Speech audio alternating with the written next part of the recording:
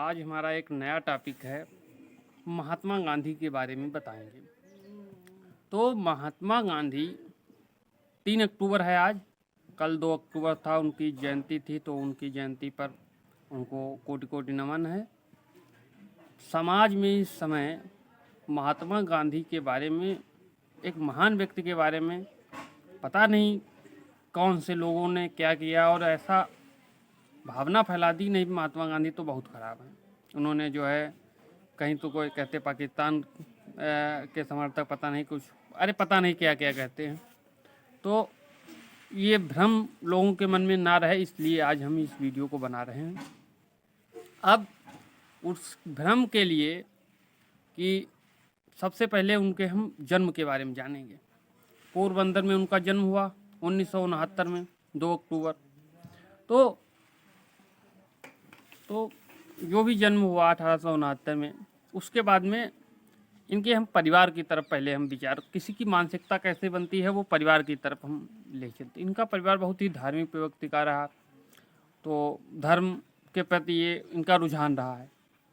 लेकिन जैसे इस समय लोग कहते आईएएस बन जाओ, वैज्ञानिक बन जाओ, उस समय ऐसा क्रेज था कि मतलब ठीक ठाक लोग जो है बैरिस्टर बनते थे।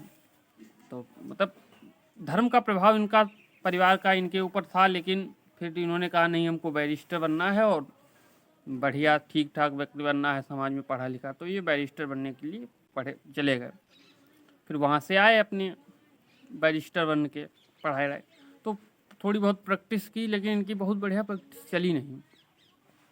अब चूँकि अब इनके परिवार पर कर्जा भी थोड़ा बहुत था, तो इनके परिवार ने कहा कि थोड़ा जो है कुछ नौकरी वोकरी करके कुछ मतलब प्रयास करो और उस कर्जे को दूर करो। लेकिन फिर ये किसी कारणवश ये अफ्रीका गए। तो अफ्रीका में कुछ माने विशेष कार्य के ही तहत गए थे, अपनी वो कुछ वकालत के चक्कर में ही वहाँ उन्होंने सोचा हो करेंगे वकालत। लेकिन वहाँ कुछ भारतीय मूल के लोग थे, उन्होंने कहा कि नहीं, आपको बस यहाँ रहना होगा और हमारे हितों के लिए, अधिकार के लिए करना होगा कार्य। तो फिर उसके बाद में जब अधिकार के लिए उन्होंने कहा बात करिए, तब कहा ठीक है। उन्होंने अपने परिवार की तरफ से पत्र आते रहे कि कहाँ देर कर रहे हो, आओ, यहाँ कर्जा अर्जा बहुत हो गया।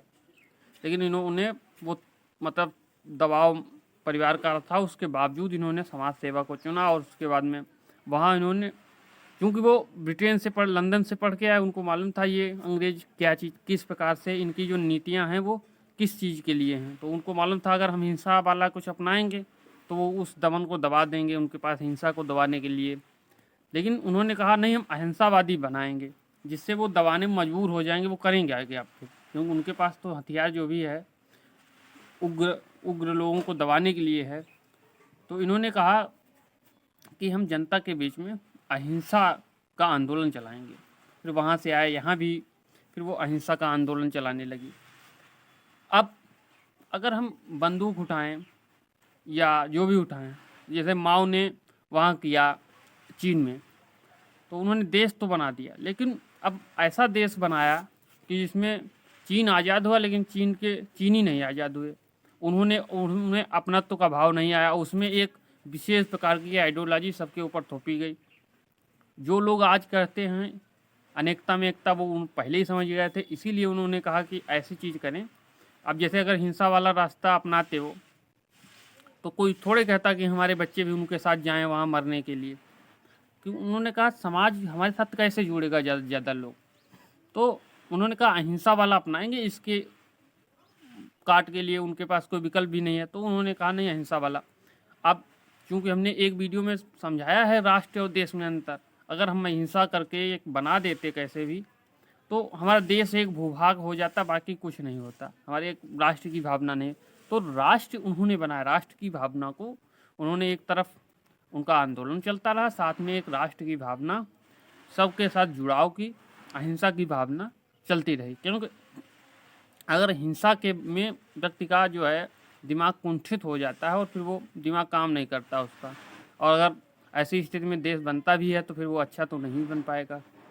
तो उसके बाद में चलता रहा इनका सविनय अवज्ञा आंदोलन। फिर उन्होंने कहा नहीं, हम अपने देश का नमक बनाएंगे। तो तो अंग्रेज़ों पर मतलब अहिंसा रूप से उन पर दबाव बनाने की कोशिश। फिर उन्होंने कहा कपड़े उनके नहीं, हम चरखा चला के अपने कपड़े बनाएंगे।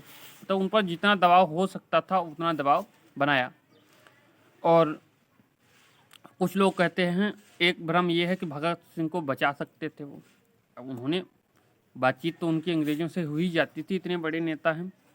तो उन्होंने ये भी कहा, ऐसा नहीं कहा कि ना बचा। अगर वो उनकी इतनी अंग्रेज बात मानते थे तो देश छोड़ के क्यों चले गए। तो भगत सिंह में भी उन्होंने कहा कि लोग, कांग्रेस का भी दबाव था उन पर कि नहीं कहिए कि छोड़ें उनको, भगत सिंह को। तो उन्होंने कहा भी कि भगत सिंह को छोड़ो। लेकिन जब वो एक व्यक्ति अहिंसावादी व्यक्ति है, वो ये तो नहीं कह सकता है कि नहीं इसको छोड़ना ही पड़ेगा। वो सीधा सीधा उन्होंने कहा नहीं आप छोड़िए, अगली बार से ऐसा नहीं होगा, समझाएंगे। लेकिन वो नहीं माने। तो उसके बाद में फिर सुभाष चंद्र बोस ने जो है, उनको सुभाष चंद्र बोस ने जब वो अपनी आज़ाद हिंद फौज बनाई, उसके बाद में उन्होंने वहाँ से फादर ऑफ नेशन उनको कहा, राष्ट्रपिता कहा। राष्ट्रपिता मतलब उनको भी, सुभाष चंद्र बोस को भी मालूम था कि इन्हीं के मतलब एक तरफ सैनिक विद्रोह हो, एक तरफ माने जन विद्रोह हो, जनता का भी हो, तभी हम अंग्रेज़ों को खदेड़ पाएंगे। नहीं तो सैनिक विद्रोह तो वो अपने ताकत के दम पर दबा देंगे, जन विद्रोह नहीं, भावना को नहीं दबा पाएंगे। तो उन्होंने कहा कि हम महात्मा गांधी से आशीर्वाद लेना चाहते हैं इसके लिए। तो इतना महान व्यक्ति,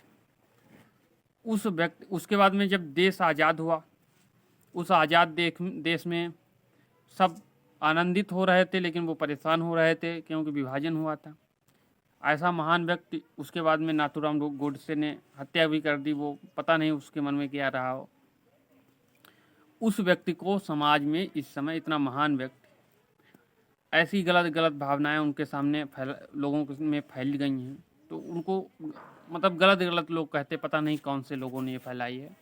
तो ऐसा नहीं करना चाहिए। उसके बाद में उन्होंने ये प्रयास किया, स्वदेशी आंदोलन चले, देश मजबूत बने। अब वर्तमान समय में एक चला है आर्टिफिशियल इंटेलिजेंस, माने उनको मालूम था जितना ज़्यादा ये मशीन बढ़ेगा उतना बेरोजगारी बढ़ेगी, मशीनों से काम होने लगेगा, बेरोजगारी, वो पहले ही जान चुके थे। तो उनकी नीतियों पर अब चलने की आवश्यकता आज भी है।